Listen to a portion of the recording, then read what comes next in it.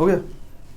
चलिए देखो, जो हमारा श्रीधराचार्य रहता है ना, हमने आपको जब ये चैप्टर स्टार्ट किया था तब से शुरू में भी हमने आपको बताया था, जो पूर्ण वर्ग विधि के द्वारा एक हमने सूत्र का निगमन किया था जिसमें हमारा आया था x बराबर minus B plus minus under root के अंदर we square minus 4ac upon में 2a, ये आया था।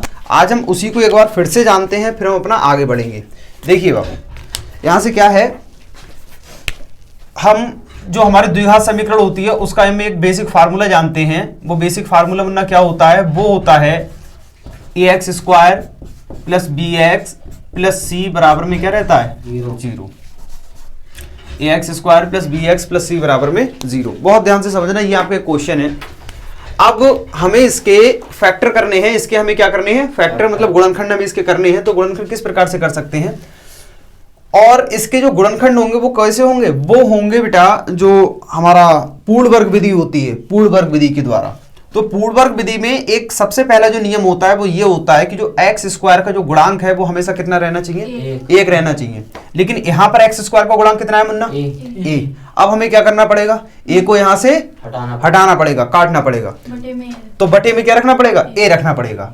मतलब हम इसे कर सकते हैं ax स्क्वायर बटे में a प्लस bx बटे में a प्लस c बटे में a बराबर में 0 बटे में a। सबके हिस्से में कौन मिला, a। अच्छा एक बात बताओ, घर पर आपके मतलब कोई भी है, मान लो आपकी मम्मी कहीं बाहर से आई, आपके मामा जी आए घर पर और वो अपने साथ में अंगूर लेकर आए, अंगूर। अरे मामा ऐसे क्यों बुरे लगे? अरे मान लो ना थोड़ी देर के लिए, अरे नहीं लेके आते, मान लो ना, मानने में क्या जाता है, मान लेते हैं, मैथ के हैं, मान तो सकते ही हैं। तो आपके मामा जी जो हैं अंगूर लेकर के आए।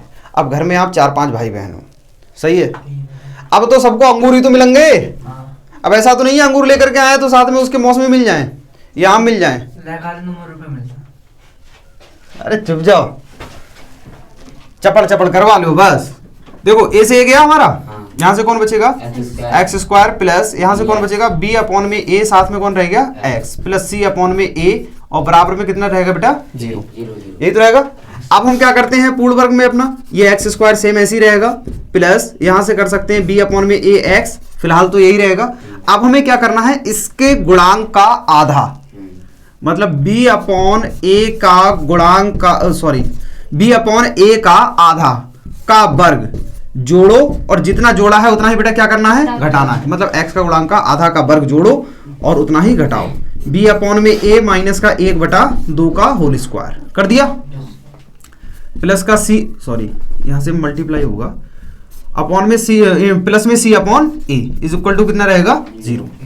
देखिए जरा इसे, x square plus b upon में a x प्लस यहां से देखिए b का मल्टीप्लाई 1 में करोगे तो v अपॉन में 2a का होल स्क्वायर, माइनस यहां से भी हो जाएगा b अपॉन में 2a का whole square plus c upon में a बराबर में कितना रहेगा, 0। समझ में आ गया? ये कोई समझने वाली बात है, ये तो हमने सिंपल सी कैलकुलेशन की है। कितने मन से बोल रहे हैं। हाँ ये देखो, शुरू के फिर हम क्या करते हैं, ये 3 पदों को उठाते हैं। पहला पद क्या है हमारा x, तीसरा पद क्या है b अपॉन में 2a, ठीक है, यही तो, स्क्वायर नहीं लगाते हैं बेटा।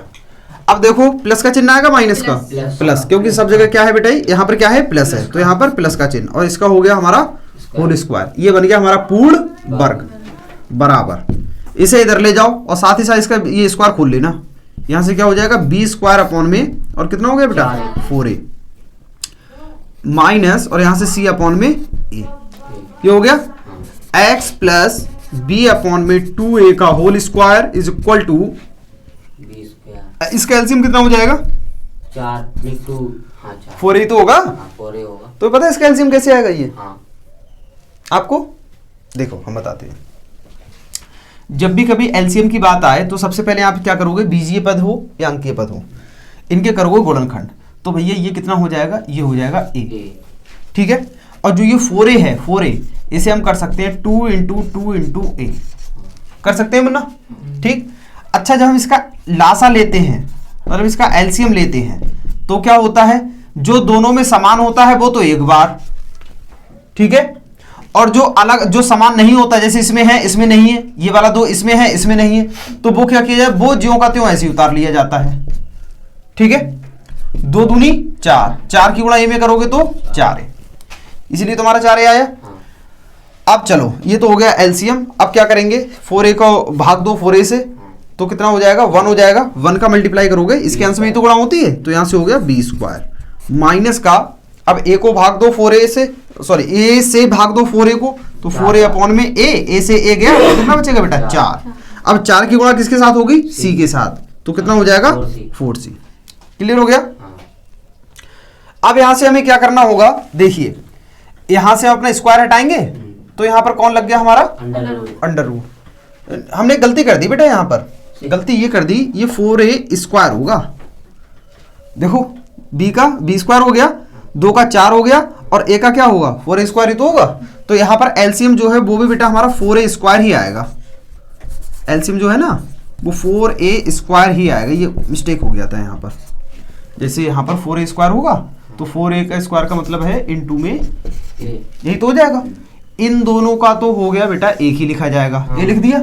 बाकी ये तीनों कैसे हैं, अलग अलग हैं, 2 गुणा a, इन दोनों का 1, तो यहां से हो जाएगा 4a स्क्वायर। अब देखिए यहां से कितना बचेगा, 4a स्क्वायर से 4a स्क्वायर को भाग दोगे तो कितना बचेगा, 1 बचेगा। 1 का मल्टीप्लाई कर देंगे b स्क्वायर में, तो यहां से कितना हो गया b स्क्वायर माइनस का, अब a से डिवाइड करेंगे 4a स्क्वायर को, जब a से डिवाइड करेंगे 4a स्क्वायर को, तो देखिए इससे ये कट गया, तो कितना बचा सिर्फ हमारे पास में 4a की मल्टीप्लाई से c में करोगे तो कितना हो जाएगा 4ac। बात समझ में आ गई, अब क्लियर हो गया।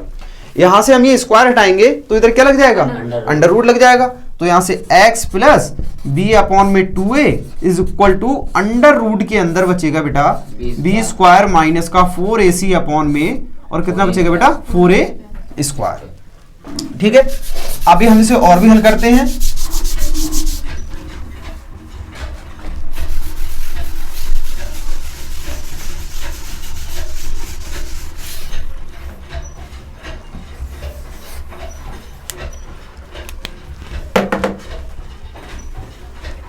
देखिए भाई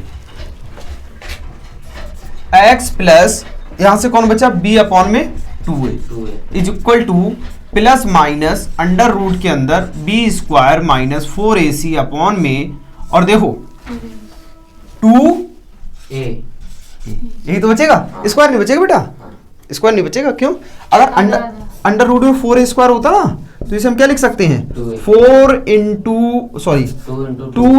2 इंटू a इंटू a, बेटा पूरा जोड़ा ही तो बाहर आता है, तो ये 2 आ गया, और यहां से कौन आ गया, a आ गया, तो कौन बचा हमारे पास में 2a, वो भी किस चीज में, प्लस माइनस में। अब इनमें से इसे उठा के इधर ले जाओ, x is equal to plus minus under root के अंदर b square minus 4ac upon में, और कौन हो गया 2a माइनस, और कौन बचेगा b अपॉन में 2a।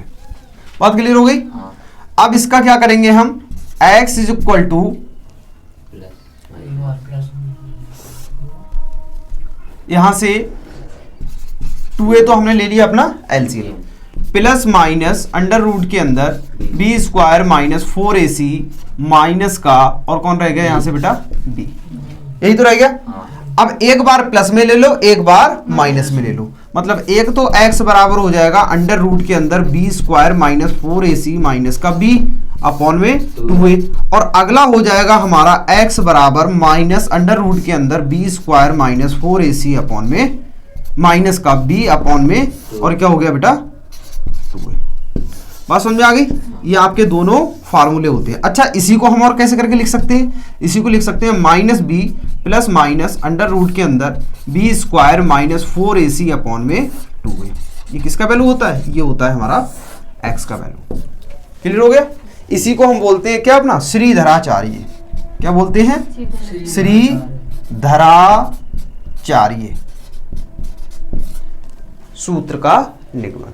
मूल हैं वो किसके द्वारा याद करने हैं हम ना, सूत्र के द्वारा। जो सूत्र अभी जो हमने बनाया था क्या था, x बराबर minus b plus minus under root के अंदर b square minus 4ac upon में 2a, यही तो था। तो उसके द्वारा हमें इसके ज्ञात करना है। तो उसे ज्ञात करने के लिए हमें जो ये समीकरण दिया गया है, ये समीकरण है, कैसा समीकरण है, द्विघात समीकरण। इस द्विघात समीकरण की हमें तुलना करानी पड़ेगी अपना किस चीज से, इसकी तुलना कराएंगे ax square plus bx plus c बराबर 0 से तुलना कराने पर। ठीक है, तुलना कराओगे तो a इज इक्वल टू कितना आ गया मुन्ना हमारे पास में 2, b इज इक्वल टू कितना आ गया 14 ही तो आएगा। नेहा समझ रही हो? और c बराबर कितना हो गया हमारे पास में 9। समझ में आ गया? अब चूंकि हम एक बात जानते हैं, ये समीकरण किस चीज में है? x की फॉर्म में ही तो है। किसकी फॉर्म में है? x की फॉर्म में। तो x बराबर क्या रहता है? वो रहता है minus B plus minus under root के अंदर B square minus 4ac upon में 2, यही तो रहता है।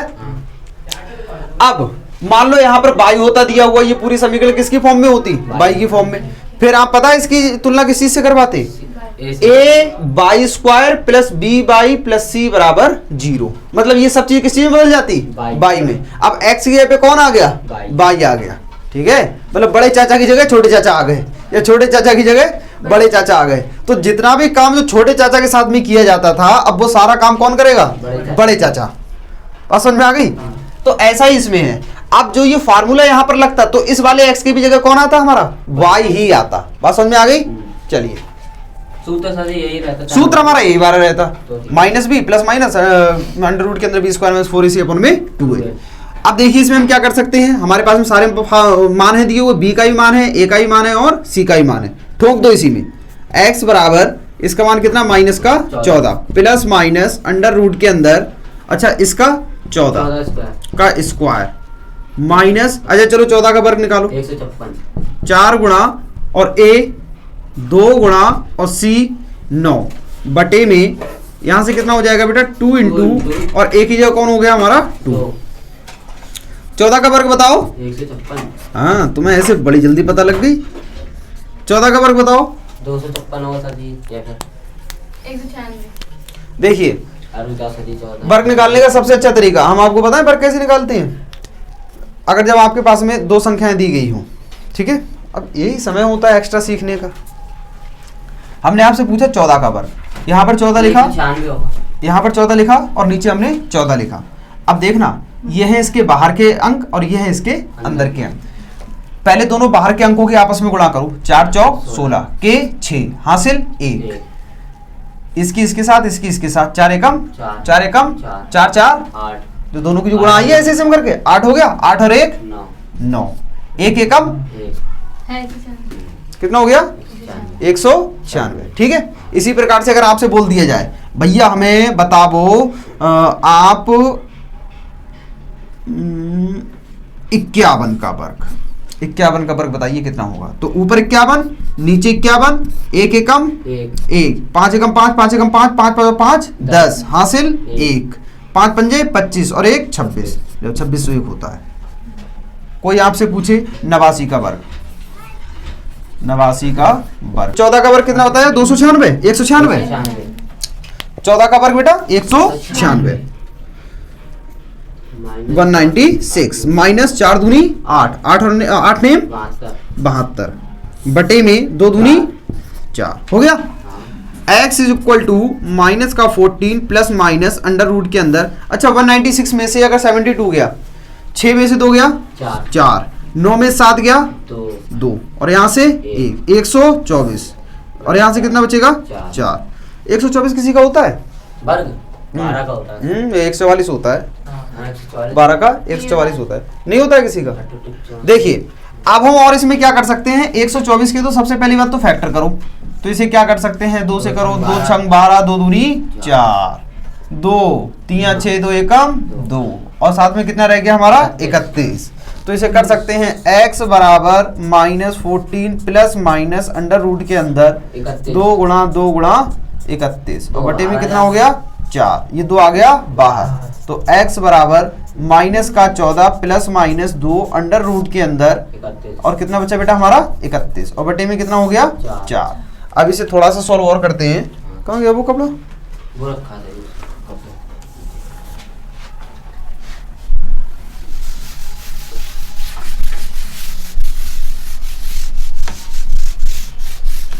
नेहा, यहाँ तक समझ में आ गया?